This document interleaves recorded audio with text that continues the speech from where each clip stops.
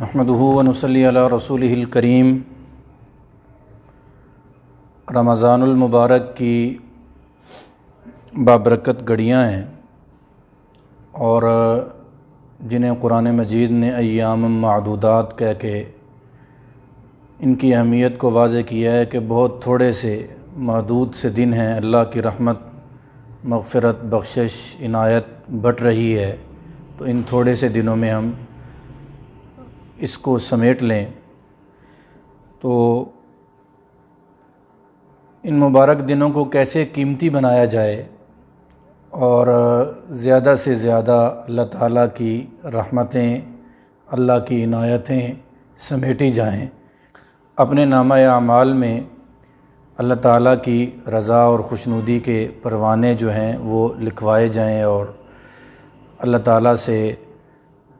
اللہ کے غضب سے، اللہ کی ناراضگی سے اور اللہ کی جہنم سے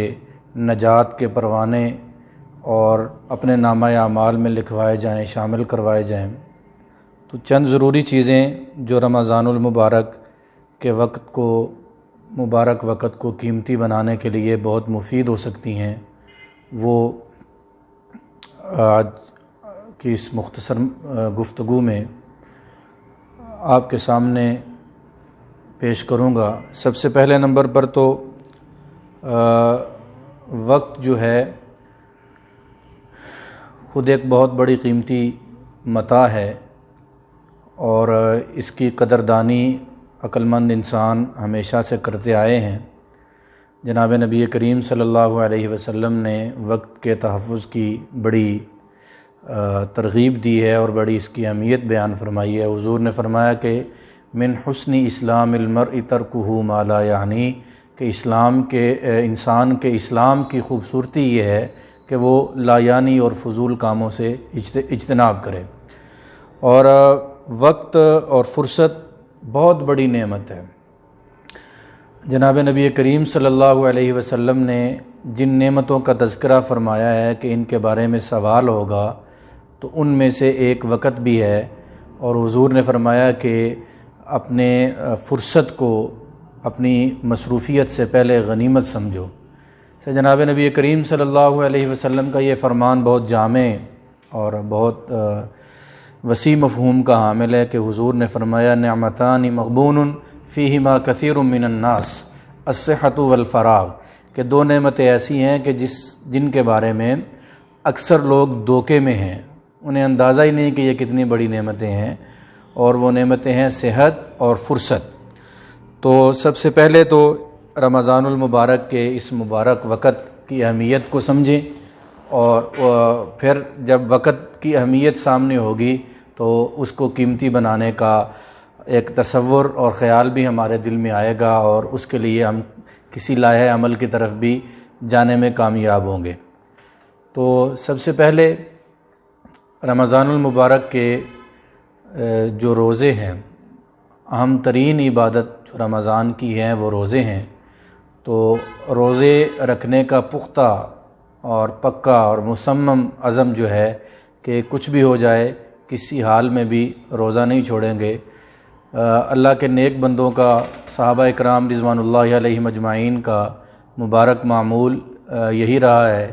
کہ کسی حالت میں انہوں نے روزہ نہیں چھوڑا۔ صحابہ کے بچے، بوڑھے، جوان سب روزہ رکھتے تھے۔ عین حالت جنگ میں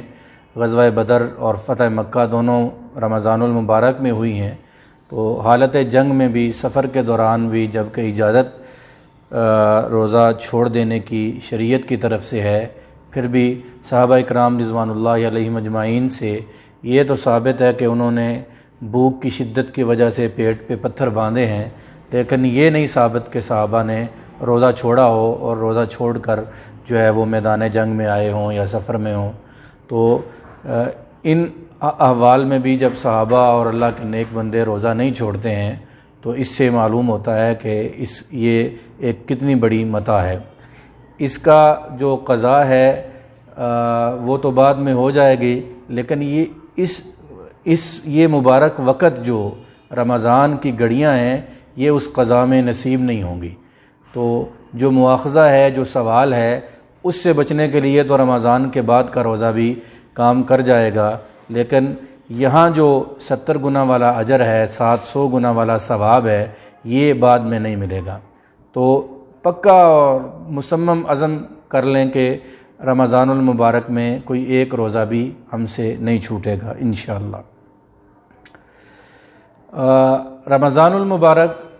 کا جو ہے نا وہ اہتمام، یہ جو ہمارے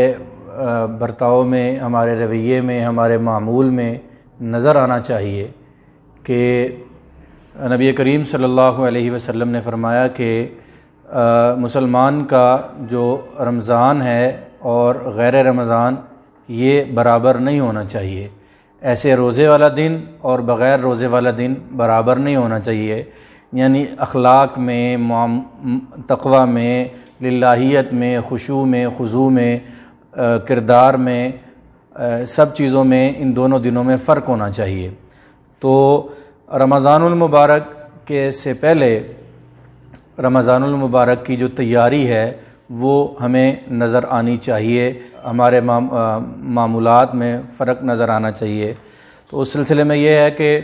اکابر کا، اللہ کے نیک بندوں کا یہ معمول رہا ہے کہ کمر کس لیتے تھے جیسے ہی رمضان شروع ہوتا، اور گھر میں صفائی ستھرائی،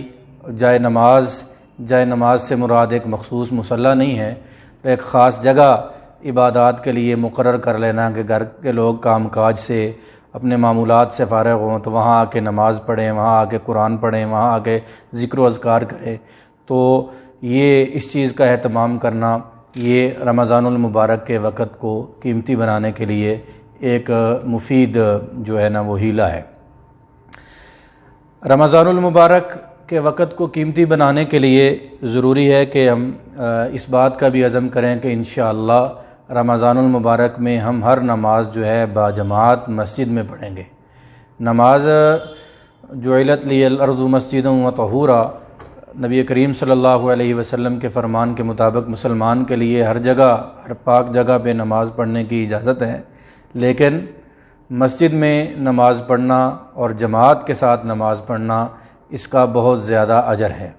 جناب نبی کریم صلی اللہ علیہ وسلم نے جو جماعت کی نماز ہے اس کو ایک روایت میں 27 گنا زیادہ ثواب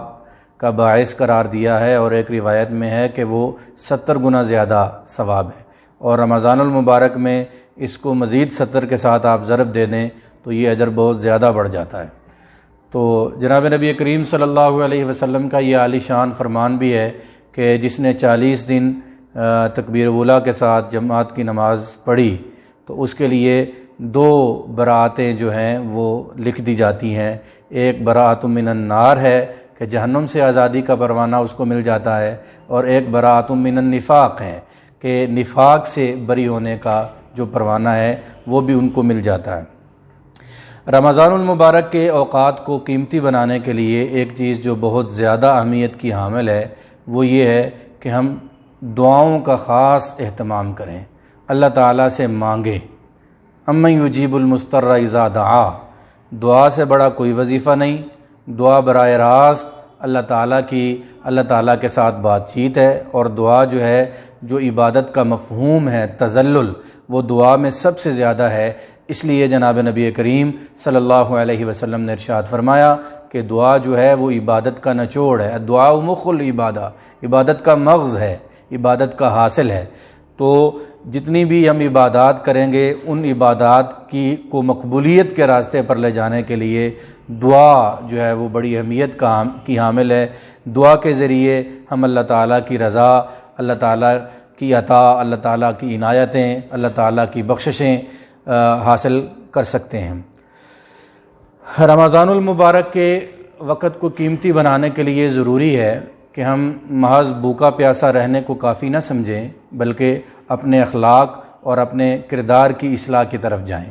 جناب نبی کریم صلی اللہ علیہ وسلم نے فرمایا کہ من لم یدع قول الزور والجہل، کہ جو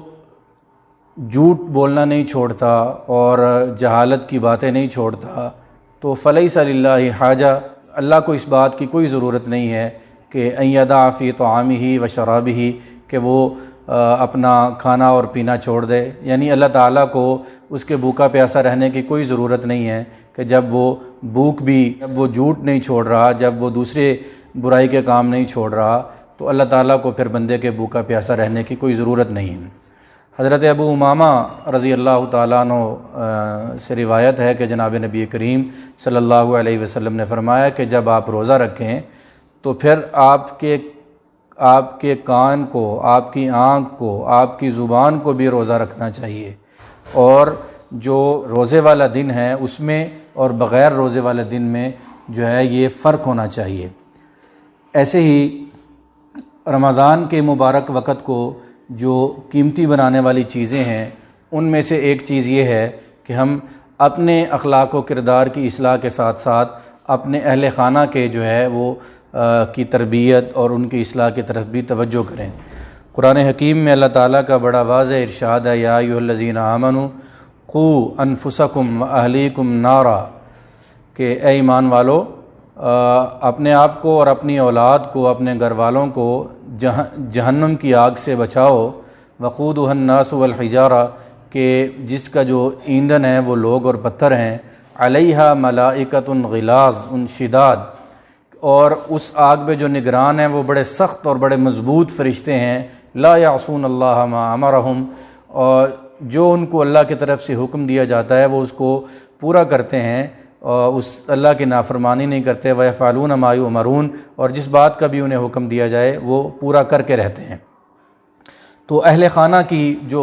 دینی تربیت ہے، جو اصلاح ہے، جناب نبی کریم صلی اللہ علیہ وسلم کی مبارک سیرت کی روشنی میں وہ بھی رمضان کے مبارک اوقات کو قیمتی بنانے کے لیے بہت ضروری ہے۔ اس کے ساتھ ساتھ رمضان جو ہے یہ سخاوت کا مہینہ ہے۔ جناب نبی کریم صلی اللہ علیہ وسلم اجود الناس تھے، سب سے زیادہ سخی تھے، لیکن رمضان میں جو حضور کی سخاوت ہے وہ بہت بڑھ جاتی تھی، اور حضور کے ساتھیوں نے، حضور کے اہل خانہ نے یہی سخاوت سیکھی ہے۔ ام المومنین سیدہ عائشہ صدیقہ رضی اللہ تعالیٰ عنہ کے بارے میں ہے کہ وہ رمضان المبارک میں بہت زیادہ سخی ہوتی، اور ایک دن ایک ہی روزے میں انہوں نے 1000 درہم سے زائد جو ہے وہ صدقہ کیے۔ تو ان کی جو خادمہ تھی باندی، انہوں نے کہا کہ کاش آپ ہمارے روزہ افطار کرنے کے لیے کچھ باقی بچا لیتی تو ہم اس سے روزہ افطار کرتے۔ تو ام المومنین نے کہا کہ تم اگر مجھے یاد دلا دیتی تو میں ایسا کر لیتی، یعنی خود روزہ افطار کرنے کا اہتمام بھی موجود نہیں ہے، اور اتنی سخاوت جو ہے نا وہ ام المومنین فرما رہی۔ تو یہ جو روزے کی حالت میں سخاوت ہے، غریبوں کا، فقراء کا، مساکین کا، محتاجوں کا خیال کرنا، ان کی ضرورت پوری کرنا، یہ بھی جو ہے وہ روزے کے مقصد کی تکمیل کا جو ہے نا ایک بہت بڑا ذریعہ ہے۔ جناب نبی کریم صلی اللہ علیہ وسلم نے فرمایا کہ من موجبات المغفرہ اطعام المسلم السغبان، کہ مغفرت کے جو اسباب ہیں جن کی وجہ سے مغفرت واجب ہو جاتی ہے، ان میں سے ایک یہ ہے کہ کسی بھوکے مسلمان کو کھانا کھلایا جائے، اور اگر وہ بھوکا روزے دار بھی ہو تو اس کا اجر جو ہے وہ کتنا زیادہ ہو جائے گا۔ جناب نبی کریم صلی اللہ علیہ وسلم کا یہ ارشاد گرامی بھی اس بات کی اہمیت کو بہت واضح کرتا ہے کہ حضور نے فرمایا من فطر صائما کان لہ اجر الصائم، کہ جو کسی روزے دار کو افطاری کرواتا ہے تو اس کو جو روزہ دار کا اجر ہے وہ دیا جاتا ہے، اور اس روزہ دار کا اجر اس کو دینے سے روزہ دار کے اجر میں کوئی کمی نہیں کی جاتی، یعنی روزہ دار کو اجر ملتا ہے پورا، اور جو افطاری کروانے والا ہے اس کو روزہ دار کے اجر کے برابر الگ سے ایک پورا جو ہے نا وہ اجر مل جاتا ہے۔ اور اس میں جو ہے وہ جو ہمارے ہاں ایک رواج